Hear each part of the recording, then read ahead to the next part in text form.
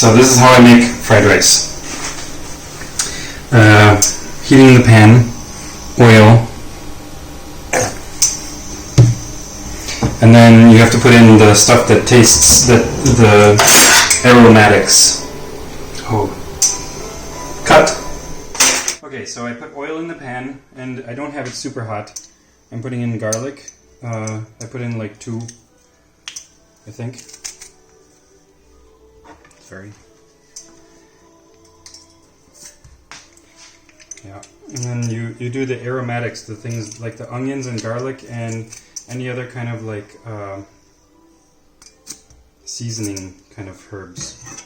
You don't put in the main stuff, like onions too.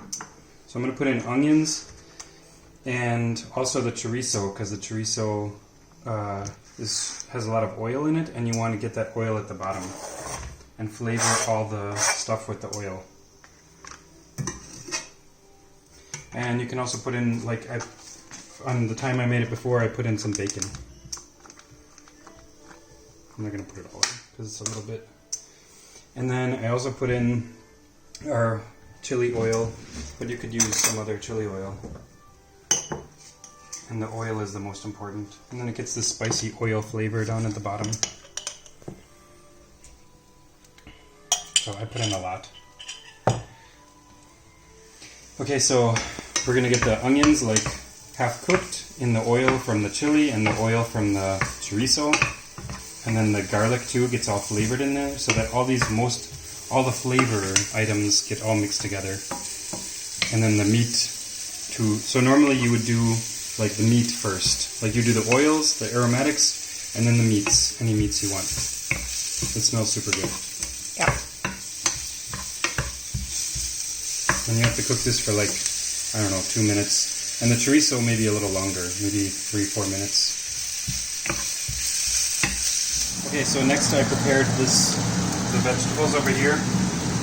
Carrots, and I did zucchini, but you could do like peas and carrots and any vegetable.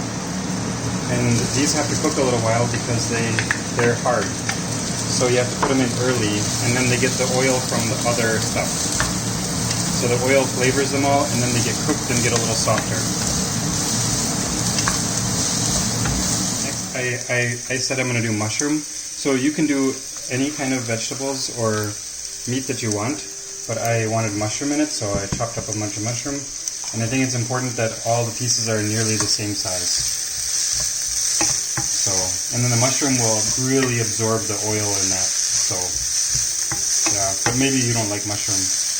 But any vegetable goes. Like fried rice is made for like leftovers.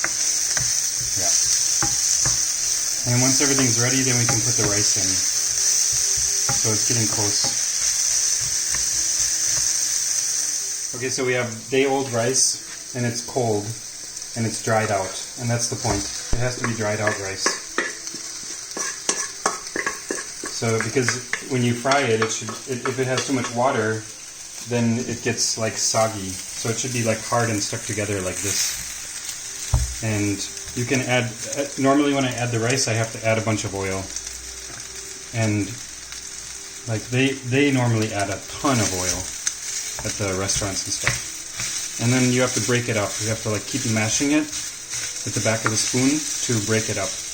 And as it fries, it will get all the pieces broken up, and it will slowly break up. And then each individual grain of rice will be separated. And that's the goal, like at the end, to have all the rice separated. So now I mixed it and pressed all the pieces so that they're mostly like separated.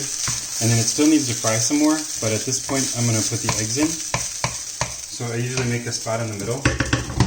And then I take a little oil. Something falling in the eggs, be careful. It's okay. And then I throw the eggs in. And it should be pretty hot.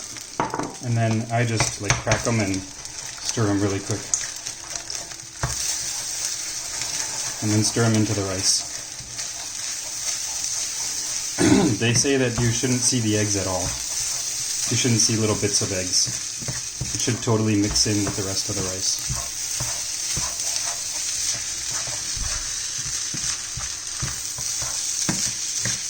But it just adds flavor, and then like It's what makes it really filling. Okay. So now I mix in mostly the egg, and you can see it's like a little more wet, and that's from the egg. And I think it's better when you let some of that moisture cook off. So I keep stirring it, and it's pretty high heat, like 8 or 9. And I keep stirring it until it gets a little more separated, so it doesn't clump together like this. And then now you can put in the seasonings, like salt.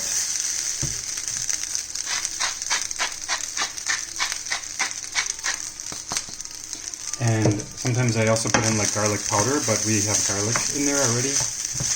And then I was going to put in, this is just hot sauce,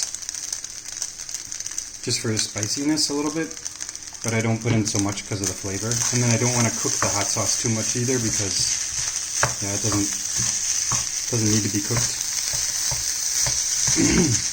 So we got to cook this moisture off, and a little bit. And then later we'll add soy sauce. Okay, so once it's dried out enough and you feel like it's like everything's cooked, then you put in at the very end soy sauce. You can do, this is a little bit of light, and then you can also do some dark, and then you stir it. And the color will mix into the whole batch.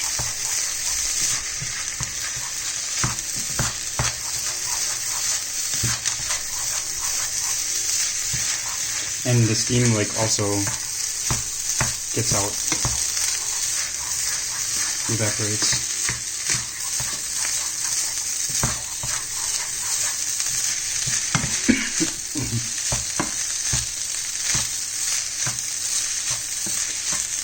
Yeah, and I'm constantly stirring it the whole time.